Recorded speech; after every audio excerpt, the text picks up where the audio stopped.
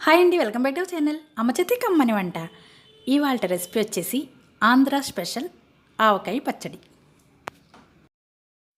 ఆవకాయ పచ్చడి చూస్తుంటేనే మనందరికీ నోట్లోంచి నీళ్ళు వచ్చేస్తూ ఉంటాయి కదండి. మరి ఇంకెందుకండి ఆలస్యం, ఈ వీడియోలో నేను ఏ విధంగా ప్రిపేర్ చేసానో చూసేద్దాం రండి.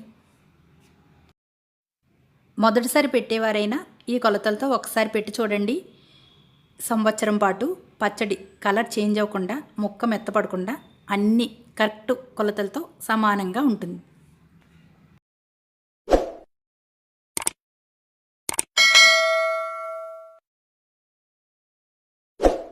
ముందుగా ఆవకాయ పచ్చడిని ప్రిపేర్ చేసుకోవడానికి మనకి ఆవకాయ మిరపకాయలు ఉండాలండి. ఆవకాయ మిరపకాయలని శుభ్రంగా తొడుములు తీసేసి ఎండబెట్టి మిల్లి పెట్టించేస్తే మనకు ఒక పని అయిపోతుంది. అప్పుడు చక్కగా మామిడికాయలు తీసుకుని పచ్చడి ప్రిపేర్ చేసేసుకోవచ్చు. మేమైతే కొత్తపల్లి కొబ్బరి తీసుకున్నామండి. వాళ్ళ చేతే శుభ్రంగా అక్కడే కడిగించి ముక్కలు కొట్టించేసామన్నమాట. మామిడికాయ ముక్కలను శుభ్రంగా కొట్టించి ఇంటికి తీసుకొచ్చిన తర్వాత ఆరబెట్టుకోవాలండి. దానిపైన ఉండే లేయర్ తీసేసి ముక్కలన్నీ శుభ్రంగా తుడిచి పక్కన పెట్టేసుకోవాలి. నేనైతే ఒక కుంచుడు ముక్కలకి పచ్చడి ప్రిపేర్ చేసి చూపిస్తున్నానండి. ఒక గిన్నె మెజర్మెంట్కి తీసుకోవాలన్నమాట. మీ ఇష్టం, గ్లాసు కానీ గిన్నె కానీ లేదా తవ్వ ఉంటుంది కదా, మనం రైస్ కొలుచుకుంటాం, తవ్వ కానీ కొంచెం కానీ ఏదైనా పర్వాలేదు. నేనైతే ఈ లోటాతో కొలిచి చూపిస్తున్నాను. దీంతో 6 గిన్నెల ముక్కలు అయ్యాయి అన్నమాట. మామిడికాయ ముక్కలు నేను 6 గిన్నెలు కొలిచాను కాబట్టి అదే గిన్నెతో మెజర్మెంట్ చూపిస్తున్నానండి. మనం మామిడికాయ ముక్కల్ని ఏ గిన్నెతో అయితే కొలిచామో అదే గిన్నెతో గిన్నె నిండుగా కారాన్ని తీసుకోవాలి. అదే గిన్నె నిండుగా ఆవు పిండిని తీసుకోవాలి. అదే గిన్నెకి సగానికి సాల్ట్ని తీసుకోవాలండి. సాల్ట్ని వేసేటప్పుడు కాస్త తగ్గించే వేసుకోండి.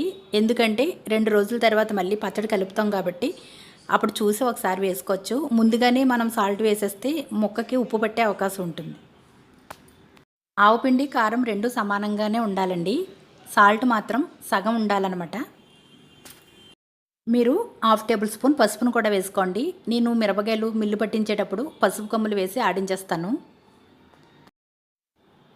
గుప్పెడు మెంతులు, పొట్టు తీసిన గుప్పుడు వెల్లుల్లి రేకల్ని కూడా వేసి ఒకసారి బాగా కలిపేసేయండి. సాల్టు, మెంతులు, వెల్లుల్లి రేకల్ని పచ్చట్లో వేసేటప్పుడు ఎండలో పెట్టినవే వేయాలండి. ఈ విధంగా అన్నీ సమానంగా కలిపిన తర్వాత మనం మామిడికాయ ముక్కల్ని ఏ గిన్నెతో అయితే కొలిచామో ఆ గిన్నె నుండుగా పల్లీల నూనె కానీ నువ్వుల నూనె కానీ వేసి కలపండి.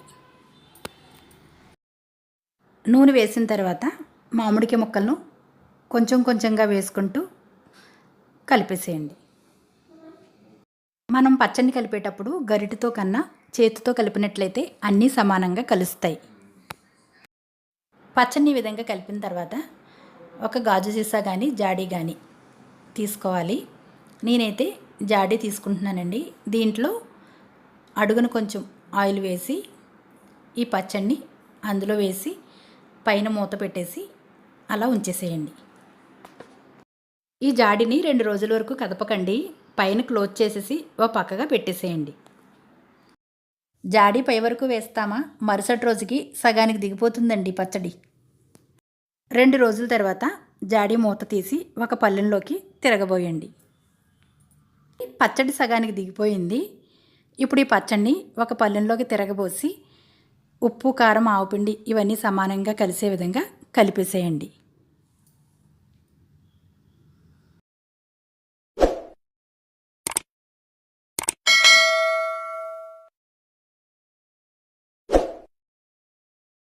పచ్చడిలోకి ఇంకా ఆయిల్ పడుతుందండి.